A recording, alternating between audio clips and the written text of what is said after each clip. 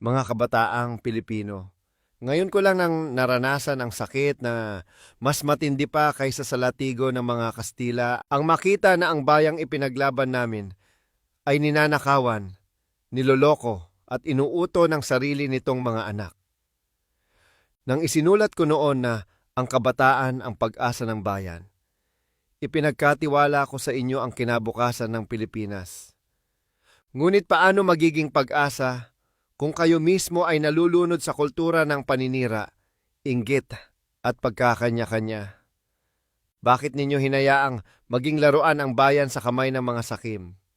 Sa panahon namin, tiniis namin ang pahirap ng mga Praile at Kastila.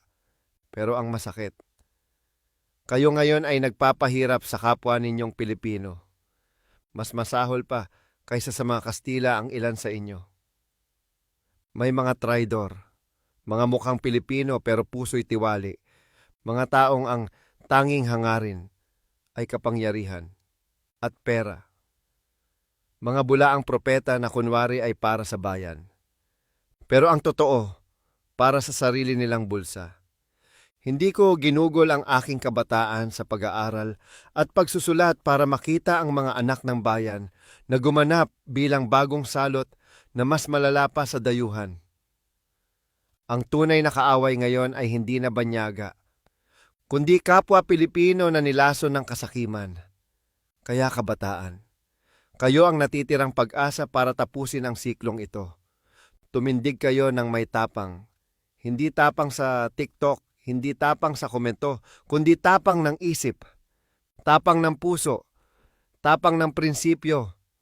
Maging mapanuri, huwag magpaloko. Para kayong ginto, kaya huwag hayaan maging kalawang ang mga politikong mapanlinlang at mga lider na puro pangako pero walang puso. Kung merong panahon ng kadiliman ngayon sa bayan, kasalanan natin kung bakit tayo nananatili roon. Kung may masasamang ugali, baguhin. Kung may inggit, alisin. Kung may paninira, itigil. Kung may traidor sa paligid, huwag suportahan. Kung may sinungaling na politiko, huwag iidolo. Huwag ninyong gawing kasangkapan ang kalayaan upang sirain ang isa't isa. Ang tunay na lalaki at tunay na babae, hindi naninira, hindi nagnanakaw, hindi nagsisinungaling, at hindi nagpapagamit sa demonyong nasa anyo ng kapwa Pilipino.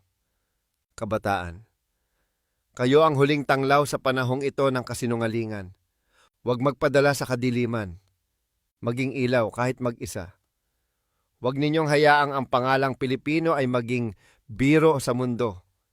Patunayan ninyong kaya ninyong maging mas matalino, mas mabuti, at mas mapagmahal kaysa sa mga nagdaan na henerasyon na sinira ng kasakiman. Hindi ko hinihingi ang dugo ninyo tulad ng ibinigay namin noon. Ang hinihingi ko ay malinaw na pag-iisip, matatag na paninindigan at pusong para sa bayan, hindi para sa sarili. Kung may magbago sa bansang ito, magsisimula iyon sa inyo. Ito ang tunay na laban ng bagong henerasyon. At tandaan, walang dayuhang kayang durugin ang Pilipinas. Kundi Pilipino ring walang malasakit sa kapwa Pilipino. Humayo kayong may dangal. Ituwid ang mali. Harapin ang kasamaanan ng walang takot. Magmahal sa bayan, hindi sa bulsa. Ako si Jose Rizal, at hindi pa tapos ang laban.